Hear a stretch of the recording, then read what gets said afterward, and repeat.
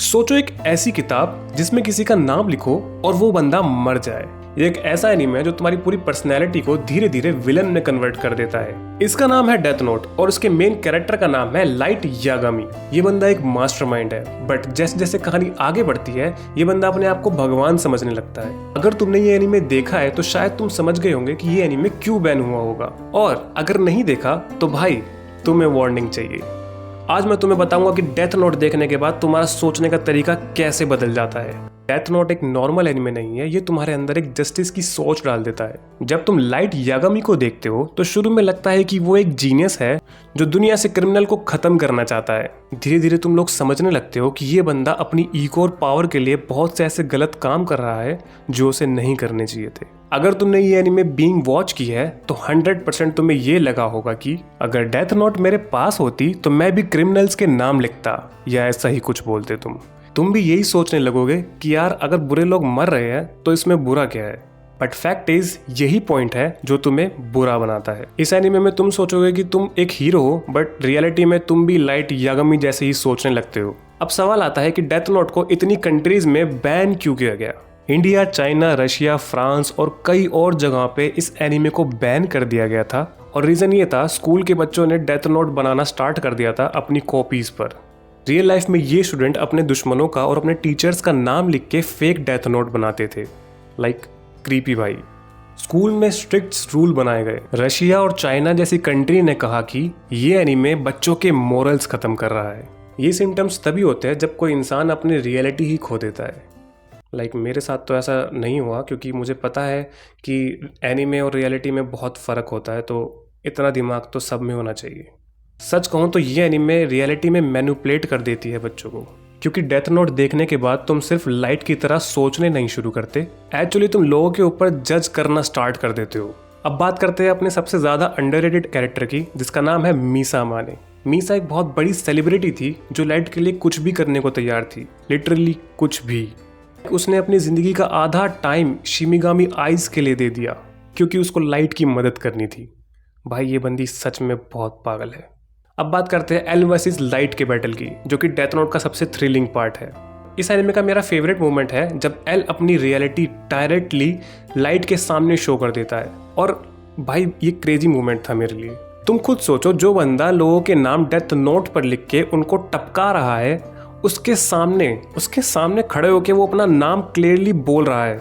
Like अपना नाम reveal कर दिया उस बंदे ने कि भाई मेरा नाम ये है, कर ले जो करना है। लिटरली इस मोमेंट में लाइट की आंखें चुंधिया गई थी। भाई वो शॉक में चला गया था, वो सदमे में था कि इस बंदे ने क्या करा है, लाइक क्या करके दिया इसने। ये एक साइकोलॉजिकल मूव था जिसमें एल ने लाइट को एक ट्रैप में डाल दिया। लाइक भाई पागल हो गया ये बंदा। लिटरली एल के पास नहीं डेथ नोट है, नहीं शिमिगामी, उसके पास कोई पावर नहीं है, फिर भी उसने लाइट की बैंड बजा दी। अब आते हैं अपने नेक्स्ट मूवमेंट पर, जो कि इस एनिमे का बहुत ही डार्क मूवमेंट है। डिटेक्टिव नाओमी मिसोरा, जो एक इंटेलिजेंट और डिटर्मिनेट औरत थी, उसके हस्बैंड को कीरा ने मार दिया था। फिर उसने खुद ही इन्वेस्टिगेशन स्टार्ट करने की कोशिश की, बट जहां वो अपने केस के बारे में बात करना चाहती थी वहां उसे लाइट ही मिल गया। ये बात सुनने के बाद लाइट ने उसे अपनी बातों में फंसाने की कोशिश करी और उसका नाम जानने का ट्राई किया, बट उस लड़की ने लिटरली उसे एक गलत नाम प्रोवाइड कर दिया और उसका ही शिमिगामी उस पर हंसने लगा।